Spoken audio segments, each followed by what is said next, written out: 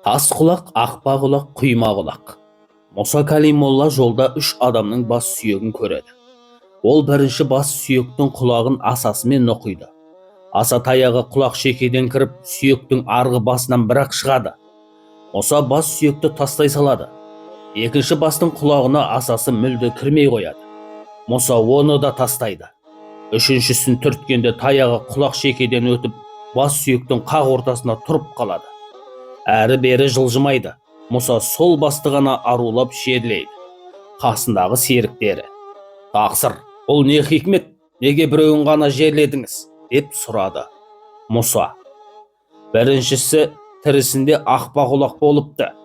Нақыл сөздер бір құлағынан кіріп, екіншісінен шығып кететін ақылсыз ақымақтың өзі екен.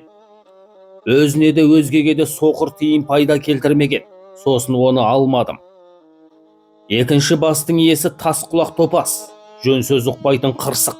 Ақылды сөзді құлағына ілмегендіктен айналасына көп зиян тигізген. Оны да тастадым.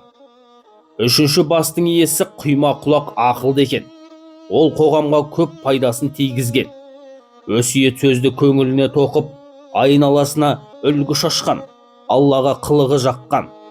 Мен сол үшін оны құрметтеп, бас сүйегін арулап жерледім.